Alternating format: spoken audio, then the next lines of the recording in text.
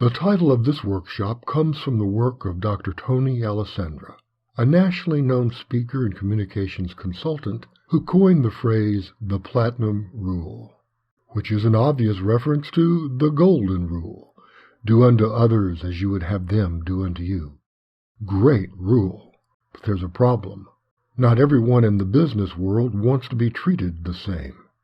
Thus, Dr. Alessandra formulated the Platinum Rule. Treat others as they would like to be treated. The Platinum Rule also applies to communication, both writing and speaking. Communicate unto others as they wish to be communicated with. In other words, we should adapt our message to fit the person. After years of research, Dr. Alessandra devised 4 broad groups to categorize people in the workplace: the directive, the supportive, the reflective, the emotive. Keep in mind that everyone possesses some characteristics of all 4, but one set of characteristics will be more dominant in us than others. Each group has positive and negative traits. No one group is better or worse, just different. The directive is a decisive person, the boss. The directive prefers to be in control and likes to make the final decision. Although subordinates might find the directive a bit cool and sometimes unwilling to listen, others admire the results the directive gets and can count on this person to win when it comes to any challenge thrown their way. Directives are often great leaders and decision makers. The supportive is a team player, often serving as the surrogate adult in the room, the one willing to listen to all sides, help others work together, and try to minimize conflict. As a result, the supportive is usually one of the most popular employees because of the cohesiveness they provide through their strong personal relationships. The reflective is unique, a one-of-a-kind person, and they like it that way. The reflective prefers to work alone and does so slowly and methodically to get the job done with precision. When it comes to making decisions, the reflective will painstakingly collect all available data before proceeding with caution and assurance. The emotive is spontaneous in actions and decisions. Although emotives can be dreamers with a tendency toward exaggeration, emotives convey their ideas with passion and persuasiveness. An emotive works quickly, favoring creativity over precision, and sometimes jumps from one activity to another. Dr. Alessandra advises that, before you place someone in a category, make sure you have observed them acting out these traits on more than one occasion. But once you have confidence that someone fits in one of the 4 categories, you're ready for the next step. Through his years of analysis and testing, Dr. Alessandra has produced some invaluable guides. Take a screenshot or print them out for reference until you know them well. They tell you the most effective tone to use, what content to emphasize, whether in writing or in person or in a group setting. Let's see how applying the Platinum Rule might work for 2 of these types. First, the directive, generally considered the hardest type to communicate with in the workplace. Based on the information in 4 of the boxes, you should emphasize results, moving forward, winning, achieving. Based on info in 2 of the boxes, you should be as efficient as possible, emphasizing concrete results. Finally, you must acknowledge that this person wants their power and achievements recognized. And in short, the directive is driven by results, demands efficiency, and desires to be recognized as powerful. Okay, let's take a look at an email and see how well it fits the directive. Oh my, the length. For an email to a directive, these are long paragraphs. Not exactly what a directive would see as an efficient use of his or her time. Next, notice how much the writer talks about himself. Yet, as Alessandra tells us, the directive is most interested in themselves, their power, their achievements. To be effective, this writer should find a way to talk about the directive. Finally, what in this email promises positive results that would look like a win for the directive? The ending talks only about results for the writer, not the directive. In short, a directive personality is probably not going to respond to this email and its request enthusiastically. it will likely be seen as a somewhat troublesome task, unless we make use of the Platinum Rule. First, let's change the heading and acknowledge the director's position of power. Christopher Hopkins, Manager, IT Services Department, United Express, Inc. Dear Chris. Much better. By acknowledging the director's position of authority, the writer has appealed to this aspect of the person who, for better or worse, wants it to be recognized.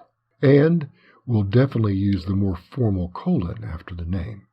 Next, let's come up with an opening that also acknowledges this director's past achievements, and let's give it a subheading for efficiency. Background. Thanks to your leadership and the recognized excellence of our IT Services Department, I have been accepted into our company's Professional to Leader program. My first task is to conduct a 360-degree feedback learning experience that includes feedback from you, my manager, as well as peers and internal customers. Now, praise for past results and achievements, the directive is definitely paying attention. Now for the request. Again, we'll use a subheading for clarity and efficiency. Rating process. As one of my raters, you will receive an email from John Hewitt on June 12th. It will contain a link to the assessment form. Because of your consistent emphasis on achieving excellence, I know that I can count on you to help me identify my strengths and weaknesses. Note how we've made this request for a personal recommendation as much about the directive as the person asking for it. Why? Because we're following the Platinum Rule. Communicate unto others as they would like you to communicate unto them. Now let's continue being efficient with another subheading. Deadline. Evaluators have until close of business on July 5th to complete the assessment form. Again, efficiency. Now we'll finish with a short closing that also focuses on the directive and the directive's past accomplishments. Chris, thank you for your past leadership and for helping me take this first step in the Professional to Leader program. I truly appreciate everything you have helped me achieve. Sincerely. Okay, let's recap. An employee was writing to his or her manager, a strong directive personality. This personality's communication preferences were factored into the tone, structure, and even content of the email in order to achieve the highest possible reception of the message. Now, doing this is not immoral or manipulative. It's what good communicators always do out of respect for their audience. Now, let's take the same email request and adapt it for another manager, but this time the manager is a strong, supportive personality. We begin with the salutation. Dear Chris, the supportive's desire for close personal relationships and a lateral leadership style suggest an informal greeting, one that says, hey, we're all part of the same team, and is followed by a comma, not a colon.